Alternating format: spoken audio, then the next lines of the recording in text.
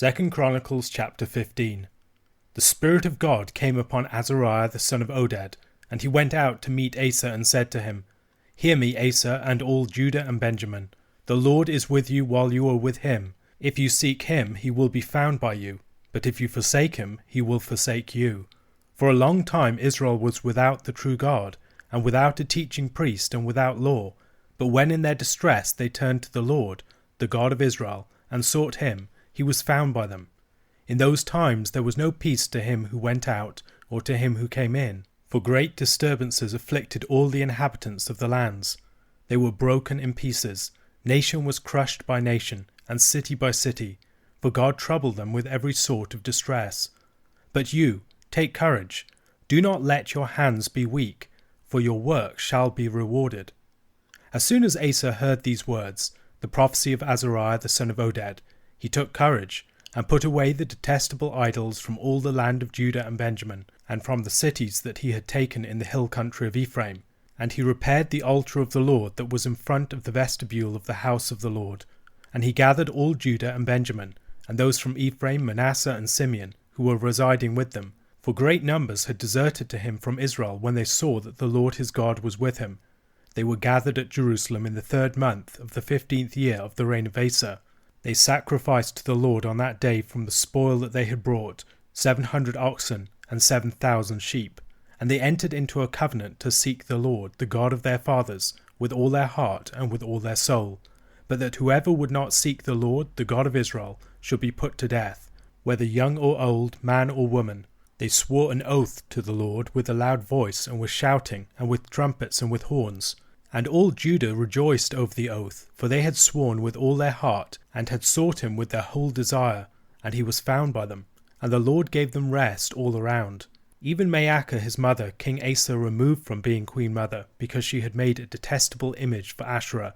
Asa cut down her image, crushed it, and burned it at the brook Kidron. But the high places were not taken out of Israel. Nevertheless the heart of Asa was wholly true all his days. And he brought into the house of God the sacred gifts of his father, and his own sacred gifts, silver and gold and vessels. And there was no more war until the 35th year of the reign of Asa. Asa returns to Jerusalem after his victory over the vast Ethiopian army of Zerah, and in chapter 15 he and his men are addressed by Azariah the son of Oded, who brings a message from the Lord to them. The message is one of encouragement to them in their victory, but also a caution lest they should turn away from the Lord. It would be very easy for Judah to take the Lord's being on their side for granted, maybe particularly after such a great victory.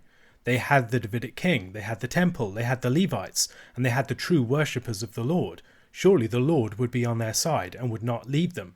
It is very easy to take confidence in our privileges and the blessings that we have received from God in the past, and not actually seek his face as we ought to in the present. To such an attitude Azariah gives the warning that those who seek will find, but those who forsake the Lord will be forsaken by him. There is no ground for presumption.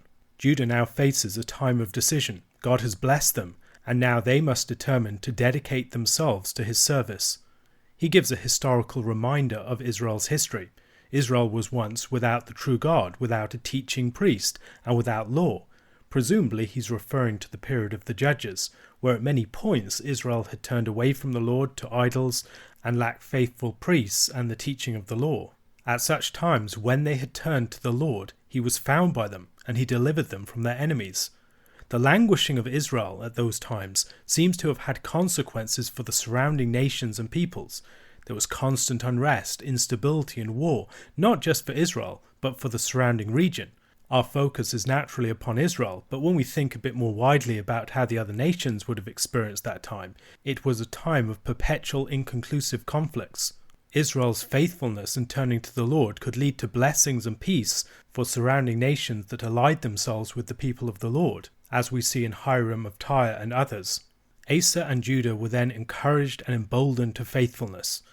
Asa embarked upon a reformation of the land. He repaired the altar of the Lord, he removed idols from the various cities, he reforms parts of the territory of Israel and Ephraim as well, parts that he now controlled.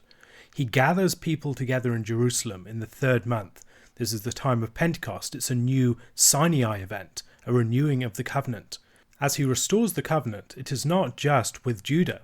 Many people come down from Israel to join Judah in this renewal of the covenant.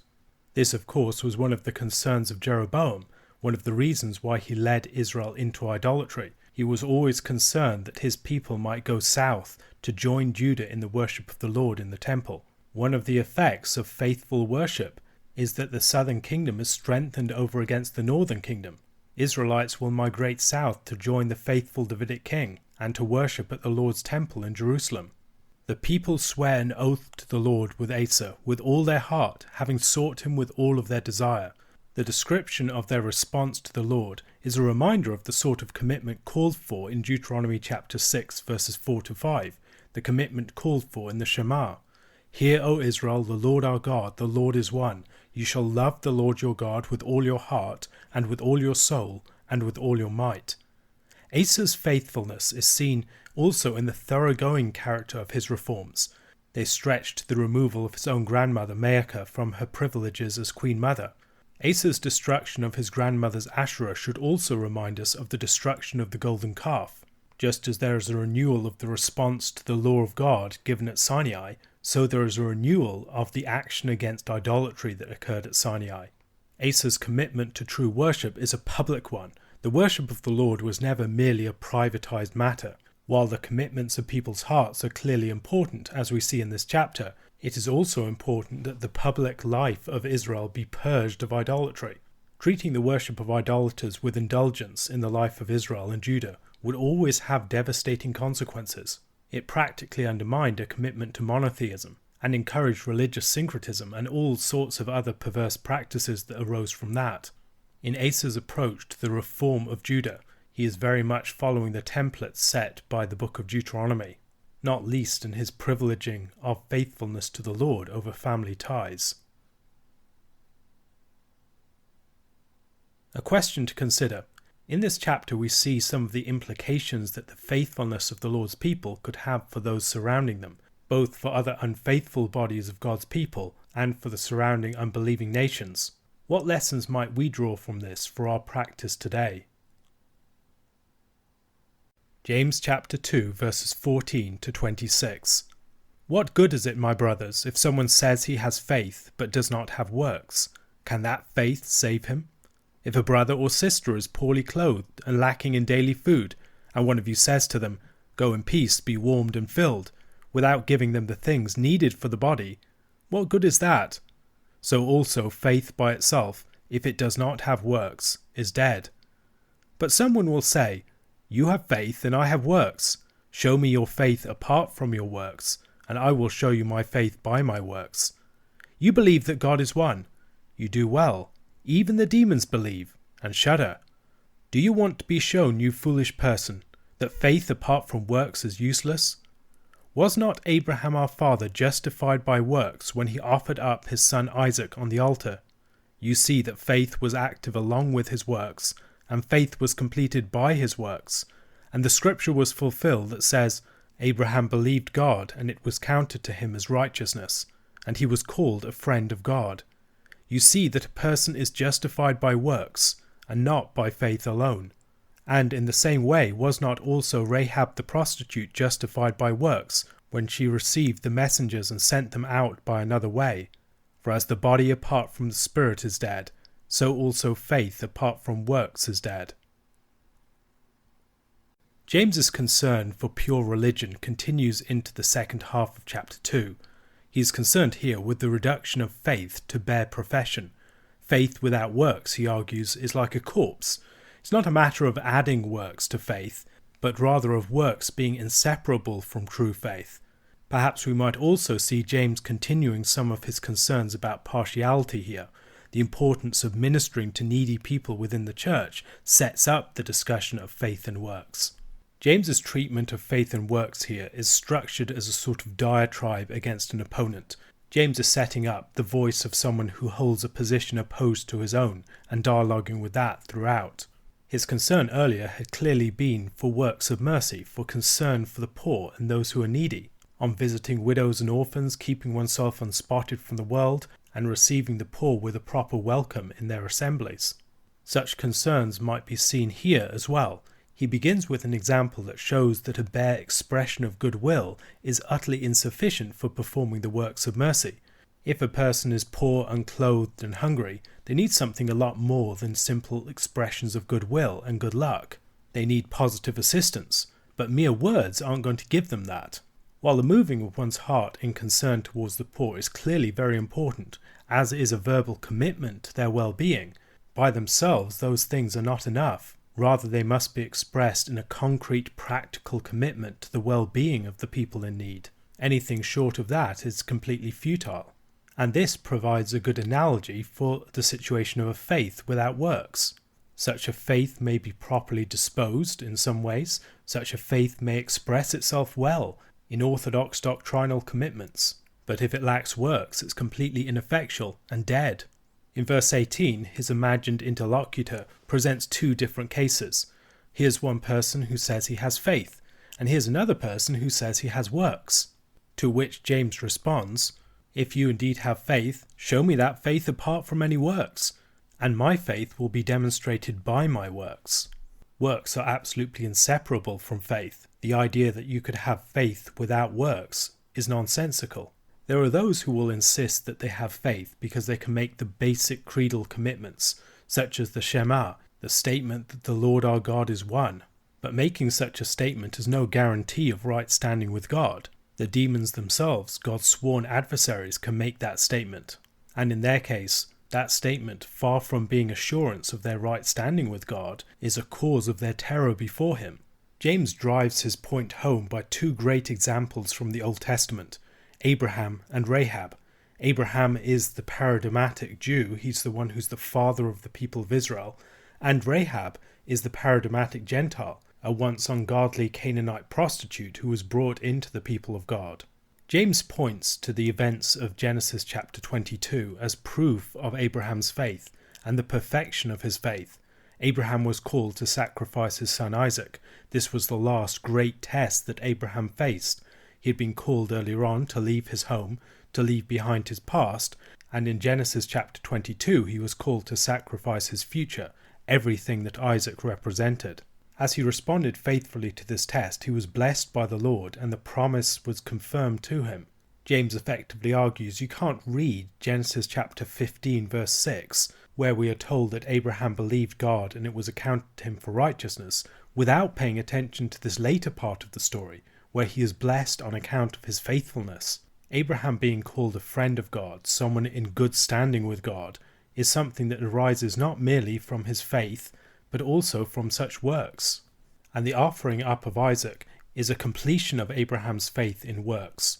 This is what it looks like when faith comes to its maturity. He appeals to Rahab as well. Rahab was someone who received the word concerning the people of Israel and the way that the Lord was going to give them the land, and believed it, and as a result she received the messengers and sent them out by another way. While she believed the word of the report, she would not have enjoyed the standing that she enjoyed in the people of God had she not transformed that into the practical action of acting as she did towards the spies. All of this goes to show, for James, that as the body apart from the spirit is dead, so also faith apart from works is like a lifeless corpse. A true and active faith is always seen in its works. Apart from works, it is lifeless and useless. Perhaps one of the most challenging things about this passage is how to relate it to the teaching that Paul has in his epistles. James's interlocutor has an unsettling similarity to a bastardized Paul. There is a very sharp seeming contrast with Paul in some of the statements that he makes in passages such as Romans chapter 3 verse 28. For we hold that one is justified by faith apart from works of the law. Now compare that to verse 26 of this chapter. You see that a person is justified by works and not by faith alone. Paul also uses the example of Abraham in chapter 4 of Romans, and particularly references Genesis chapter 15 verse 6 about Abraham believing God and it being accounted to him for righteousness. And so we are left to speculate about the relationship between James and Paul's teaching. Is James directly attacking Paul, or is he attacking some straw man of Paul? Both in Acts and in the book of Galatians, we see tensions between people from James and people associated with Paul and his message. Considering that by the admission of the Apostle Peter and others, Paul's teaching was difficult to understand, and the fact that there were many teachers going around associated with people like James or Paul who seemed to have a slightly garbled notion of what they were teaching, it might be most likely that James is responding to someone who has taken on some elements of Paul's teaching and has developed it in quite an erroneous direction. While Galatians chapter 2 and Acts chapter 15 might suggest that James and Paul resolved any initial distrust that might have been between them, it is likely that both faced problems with members of the other person's camp. To understand how to relate the two, it's important to stand back and to consider how they are using their terms and the more specific concerns that they have. When Paul talks about works, for instance, he is generally talking about works of the law, works that are associated with the Torah that separate Israel from the Gentiles, marking them out as the people of God. For instance, in Romans chapter 3 verse 28, the statement is that one is justified by faith apart from works of the law. The words of the law there really matter as a qualification of what he means by works. A further thing to consider is the way that Paul is particularly concerned about how one gets standing in the people of God, most particularly how Gentiles enter in the first place. In this context, where he focuses upon faith and rules out works, he is especially focusing upon the fact that Gentiles get into the people of God apart from circumcision, the dietary requirements, and other things that would mark out the Jews as Jews. Rather, they are accepted as Gentiles through faith, on the basis of the achievement of Christ. James, however, is concerned less with the question of first entry into the people of God, and more with the way in which faith works itself out. Faith is perfected or completed by works.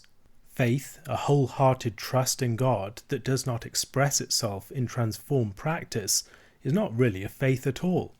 One of the things that Paul is most concerned that we see is that the efficacy of faith for salvation is not situated in its own power to work, so much as in its response to God's promise, its grasping on to something outside of itself. However, James's concern is to show that faith in its proper nature will be expressed in works. There's no such thing as a workless faith. As we look further in the teaching of Paul, it should be clear that he holds much the same thing as James. In passages such as Romans chapter 2, he speaks about a final judgment according to works, and he means it. On the last day, we will be blessed or we will be condemned on the basis of our works.